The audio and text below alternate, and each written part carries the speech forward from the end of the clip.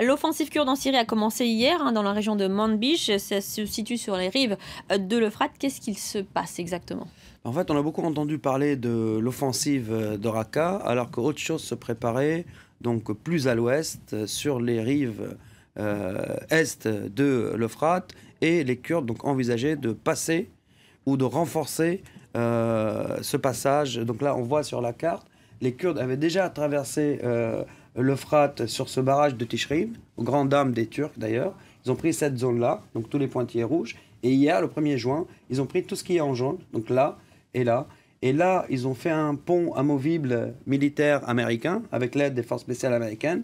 Et toutes ces bombes, c'est les endroits qui ont été bombardés. Donc ils ont fait cette offensive, toute cette zone-là, ils l'ont prise hier. Et aujourd'hui, ils sont à peu près 15 km de la ville de Manbij. Donc encore une fois, alors qu'on pensait que ça se passait vers Raqqa, c'est là que ça se préparait. Donc ça fait partie des tactiques de guerre, des opérations psychologiques. On nous laisse penser que ça va se passer à un endroit alors que ça se passe dans un autre.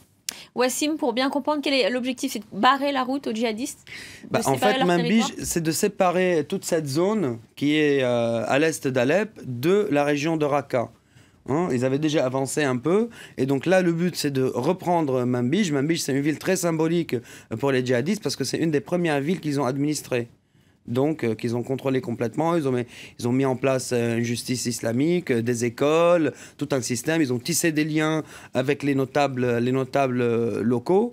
Et c'est symbolique parce que aussi à Manbij, beaucoup de combattants étrangers venaient et ont trouvé domicile dans cette ville de Manbij entre 2013 et 2014. Maintenant, ce que les Américains essayent de faire aussi, c'est que de chasser l'État islamique avec les forces kurdes. Là, le choix, il est fait. Donc aux grandes dames des Turcs. Parce que d'un autre côté, les rebelles aidés par les Américains et par les Turcs et combattent tout autant les djihadistes dans les zones de Marais et de Arzaz, où leurs zones d'influence se réduisent comme peau de chagrin, et pourtant ils ne sont pas aidés. Donc on voit très bien que Washington a décidé de donner la main haute aux Kurdes. Bien sûr, il y a des éléments arabes. Bien sûr, dans Manbij, il y a aussi des Kurdes. Les Américains, ils ont dit qu'il y aura un comité local qui va gérer la ville de manière collégiale, mais on sait très bien que le dernier mot sera à celui qui a les armes, et visiblement, ce sont les Kurdes, malgré les réticences des Turcs. Les Américains semblent bien déterminés à aider les factions kurdes à élargir leur territoire.